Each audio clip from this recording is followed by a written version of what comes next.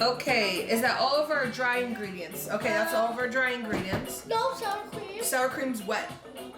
So we're gonna let that mix up real good, for a minute, and then we're gonna add our wet ingredients in the middle. Okay.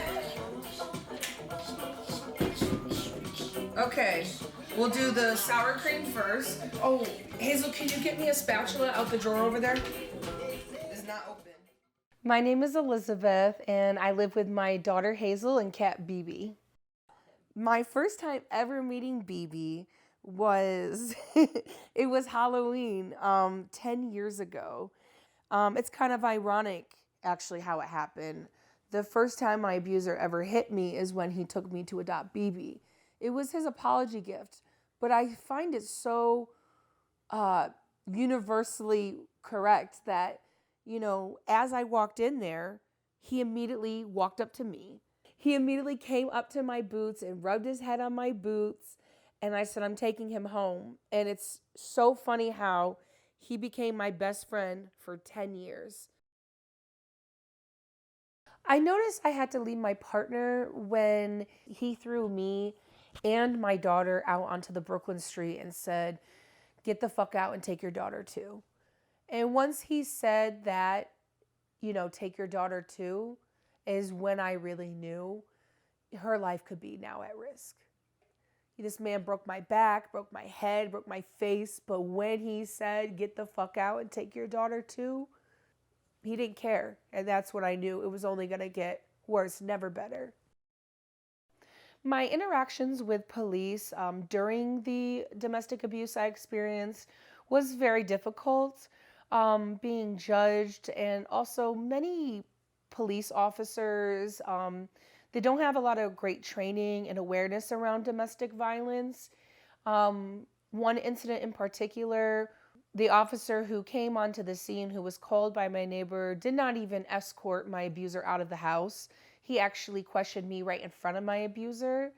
And that was something that was very traumatizing, and it made it very hard for me to speak up for myself. It is very important for police officers to know domestic violence and understand that in that type of situation, you need to remove the perpetrator. One time when police were called to our apartment, he had locked me in a closet. So, a lot of people say, oh, why can't you just leave? But they don't even realize there's so many obstacles of domestic violence, like even just being forced into a closet and, being threatened while police are pounding at your door it's a lot. My interactions with NYPD went while leaving my abuser. It was still stigmatized. This happened in 2019 when I first left. They did give me a lot of resources through Safe Horizons and URI and the shelter. I ended up at Urban Resource Institute after I called the National Domestic Violence Hotline. After speaking with them, they directed me to the local shelter systems in New York City. It took a day to get into the shelter. Luckily, I did have a friend that let me stay at her house the first night after leaving. The day after, we went down to Manhattan Domestic Violence Center. And by that night, I was in a shelter, and I had my own apartment, a studio apartment for me and my daughter, my own kitchen, my own bathroom. It was nothing like what people portray shelters to be. It was the complete opposite. It felt incredibly safe. I was in a 6 months emergency shelter.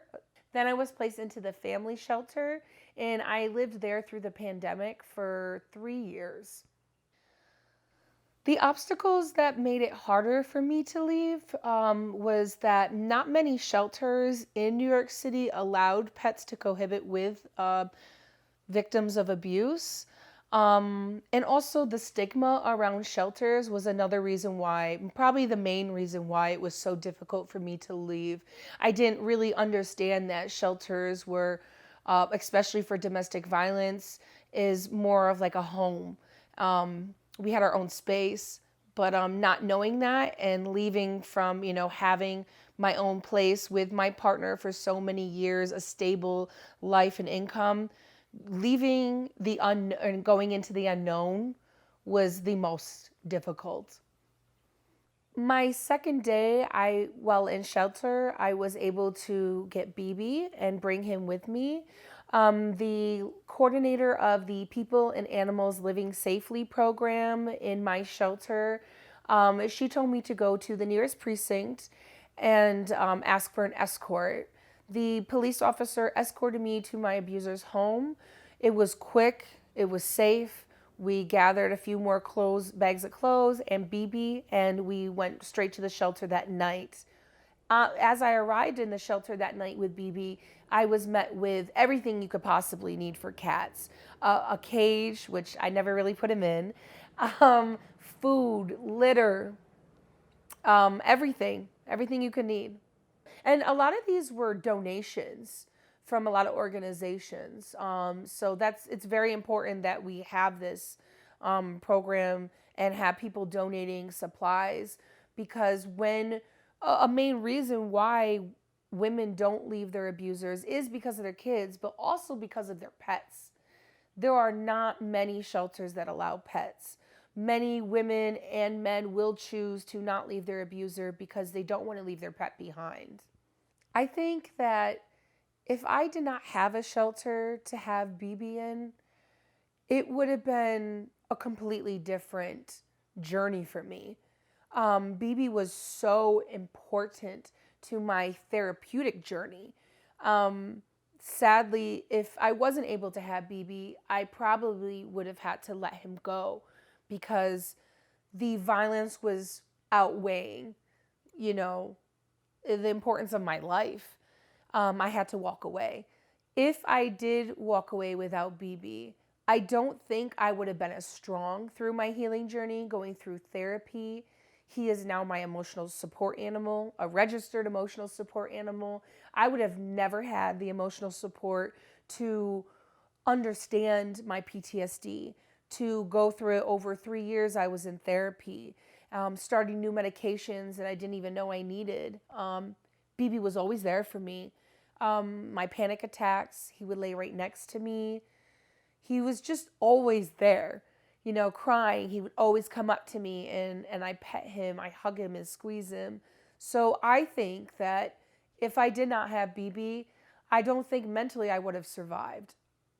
And for my daughter too. Like, he was so crucial to my daughter's journey.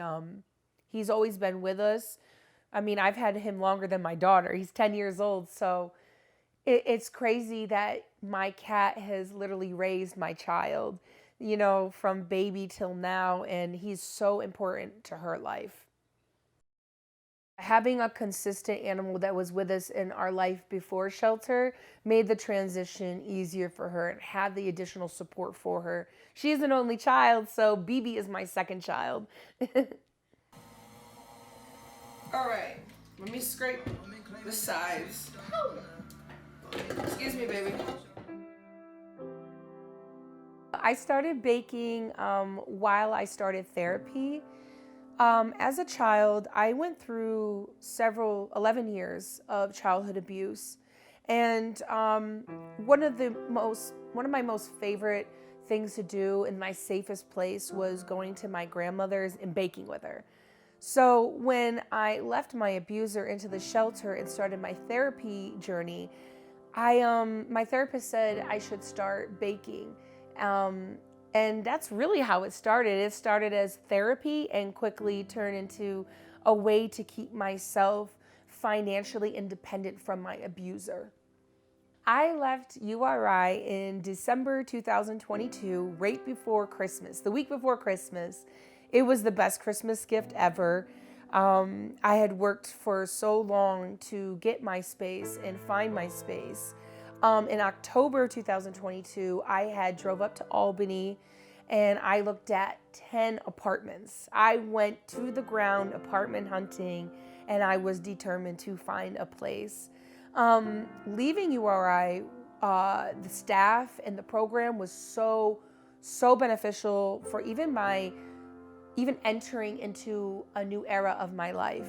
You know, after being in shelter for so long, even though I had apartments prior to being in shelter and being independent, after losing that independency while being tied to my abuser, it was important to have the support there through the staff. They drove up here with a big van with all my stuff that was in the shelter, you know, all my daughter's toys, our clothes. I mean, it was a shelter, but it was our home. I had a full kitchen of baking supplies. I baked, you know, a business in the shelter basically. So they drove all of our stuff up, and they helped me move in, and they set up a safety plan as well, in case anything does happen. When I first left, I did have money and planned on paying a full year of rent. I had it available, but they surprised me and offered to pay my first years of rent while here. I was extremely grateful for that because I was able to, I came from nothing. I didn't have furniture. So coming here, I had to buy all new furniture instead of paying for rent with, you know, no furniture or anything. I was able to redo my home. And I think that was really awesome because also while I was in the abuse, another part of abuse that was a lot of mental was that I would hang up my artwork from college on the walls, and he would tear that down and break my things. So coming here and having my own space and being able to decorate it any way I want, I feel like that college kid, like a 30-year-old college kid, I get to do however I want here. So that's my favorite part. People come in, they're like, it looks like a high school's room, like my room looks like a high schooler's room. I'm like, you don't understand. I didn't even as a kid, I didn't get to have a room and I didn't get to do what I wanted. And I used to be like, my father nailed my window shut. Like that's how bad the abuse was. So it's like, I finally have the room to breathe. I can breathe. No one's restricting me. You know what I mean? I can do literally whatever I want. It wasn't just my abuser. It's like no one is here to tell me what to do. And that's my favorite part. And that I get to hear the birds outside of my garden because no one's yelling at me. Now I get to heal my childhood that I never had with my daughter. And I love it. I love it so much. And he was there through everything, surviving the domestic violence, going through the shelter process, and now here in our new home. I think that he is my spirit guide. I really do. Like, I'm Sabrina and he's Salem.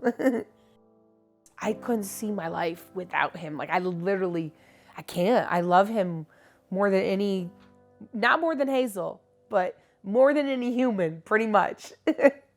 I love him.